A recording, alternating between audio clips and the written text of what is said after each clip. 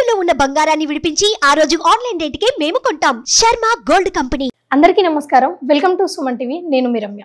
October మాసంలో 1వ తారీఖు నుంచి 15వ తారీఖు వరకు 12 రాష్ట్రాల వారికి ఎలా ఉండబోతుందో తెలియజేయడానికి ఈ రోజు మనతో పాటు ఉన్నారు ప్రముఖ జ్యోతిష్య పండితులు నందిబట్ల శ్రీహరి శర్మ గారు. గురుగారిని అడిగి మరెన్నో విశేషాలు తెలుసుకుందాం. గురుగారు నమస్కారం. వాగర్థావివ సంపృక్తౌ వాగర్థ ప్రతిపత్తయే జగతః పితరౌ వందే పార్వతీ పరమేశ్వరౌ. సదాశివ సమారంభాం శంకరాచార్య మధ్యమాం అస్మదాచార్య పర్యంతం వందే గురు పరంపరాం.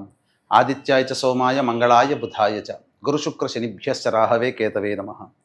శృంగేరి జగద్గురు పీఠాధిపతులకి కంచి పీఠాధిపతులకి నమస్కారములు తెలియచేసుకుంటూ కార్యక్రమాన్ని ప్రారంభిద్దాం. గురుగారు, అక్టోబర్ మాసంలో 1వ తారీఖు నుంచి 15వ తారీఖు వరకు కుంభరాశి వరకు ఎలా ఉంది? 1వ తారీఖు నుంచి 15వ తారీఖు వరకు కుంభరాశి వారికి ఈ అక్టోబర్ మంత్లో ఎలా ఉంటుందో తెలుసుకునే ముందు గ్రహ సంచారం తెలుసుకుందాం. రాశిలోనే శని వక్రీకరించి ఉండడం, కుటుంబ స్థానంలో రాహువు, చతుర్థంలో గురువు, పంచమంలో కుజుడు, అలాగే అష్టమంలో రవి బుధ కేతులు మరియు నవమ స్థానంలో శుక్రుడు, 11వ తారీఖు నుంచి బుధుడు కూడా ప్రవేశం చేస్తున్నాడు.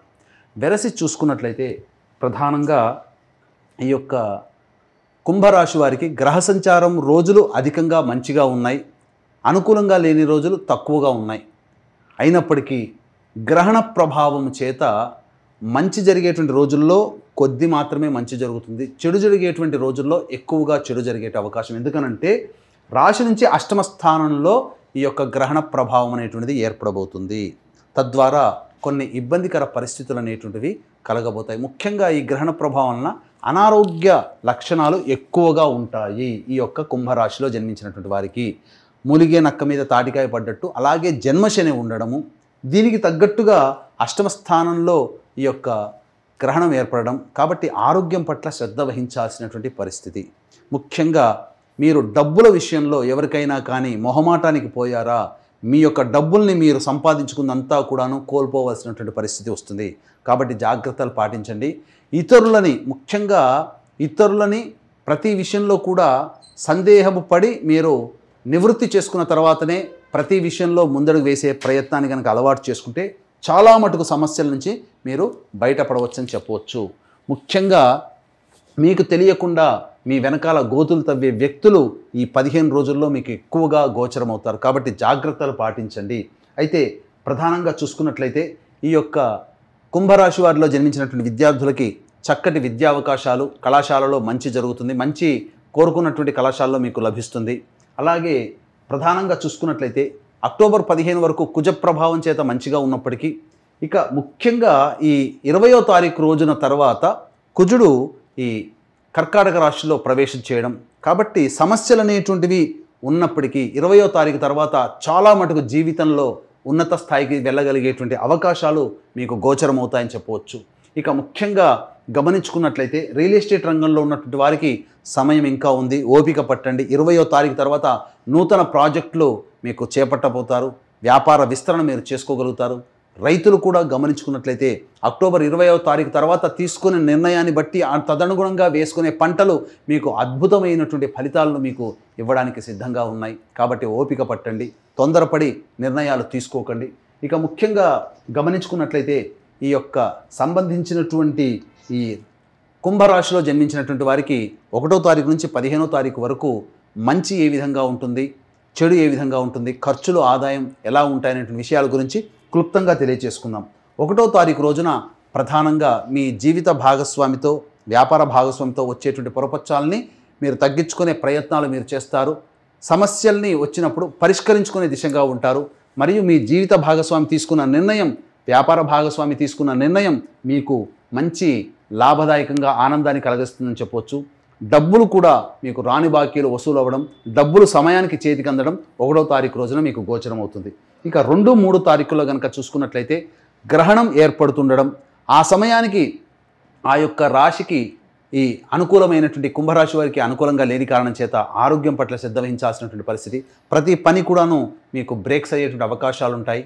ముఖ్యంగా ఏ పని చేయాలన్నా కూడా మనస్సు ఆందోళనగా ఉంటుంది. కాబట్టి జాగ్రత్తలు పాటించండి.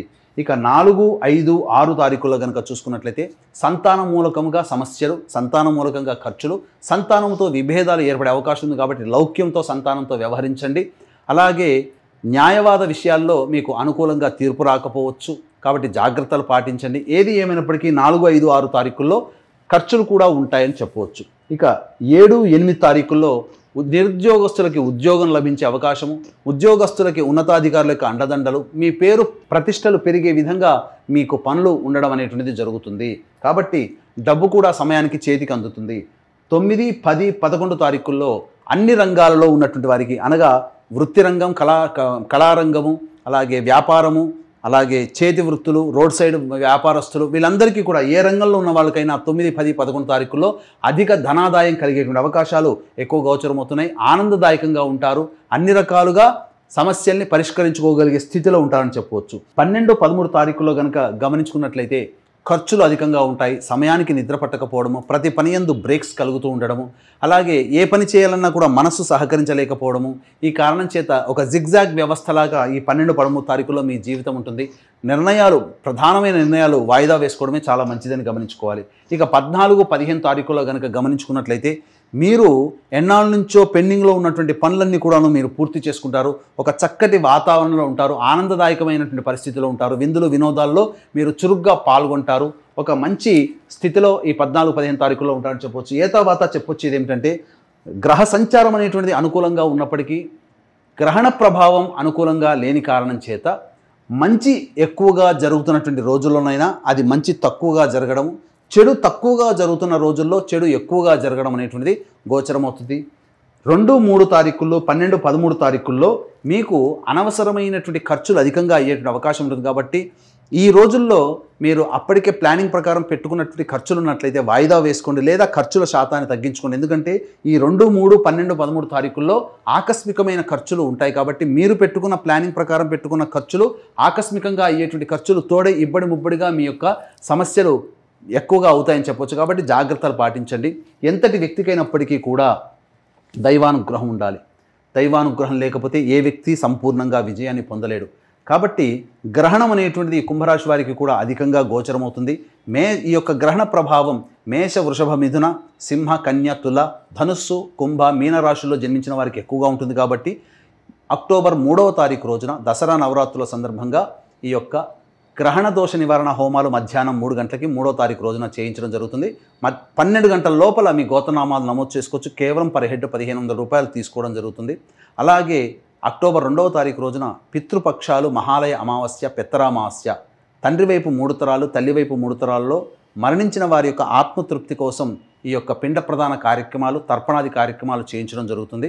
కాబట్టి ఈ పిండ ప్రదానాలకు సంబంధించిన రుసుము కోసం కార్యక్రమ తదనంతరం కాంటాక్ట్ చేసి పూర్తి వివరాలు తెలుసుకోవచ్చు. గురుగారు, ఈ రాశి వారికి మెరుగైన ఫలితాల కోసం ఎలాంటి పరిహారాలు చేసుకోవాలి? ఈ రాశి వారు మెరుగైనటువంటి ఫలితాలు పొందడం కోసం వీలు కుదిరినప్పుడల్లా ప్రతిరోజు సంధ్యా సమయంలో శివాలయ సందర్శనం చేసుకోండి. అలాగే ప్రతిరోజు కాలభైరవాష్టకము, దత్త అష్టకం రోజుకి 3 సార్లు పఠించండి. తప్పకుండా మీకున్నటువంటి సమస్యల నుంచి మీరు బయటపడతారని చెప్పవచ్చు. అలాగే ఈ చెప్పబడినటువంటి ఫలితాలన్నీ కూడా మీకు గోచారరీత్యా మీ రాశికి వచ్చేటువంటి ఫలితాలు. మీరు సమస్యలు ఇంకా ఎక్కువగా ఎదుర్కొంటున్నారు అని అంటే మీ యొక్క జన్మ జాతక రీత్యా, అనగా జన్మించిన సమయానికి ఉన్నటువంటి జన్మకుండలిని బట్టి మీకు సమస్యకి పరిష్కార మార్గాలు తెలియజేస్తారు. దగ్గరలోని మంచి ఉపాసనాపరులైనటువంటి పండితుల్ని సంప్రదించినట్లయితే, వారిచ్చే సలహాలు, సూచనలు పాటించినట్లయితే ఇంకా మెరుగైన జీవితాన్ని పొందుతారని చెప్పవచ్చు. గురుగారు, చాలా చక్కటి విశేషాలను మా ప్రేక్షకులకు అందజేశారు. ధన్యవాదాలు. సర్వం శ్రీ ఉమామహేశ్వర పరబ్రహ్మార్పణమస్తు.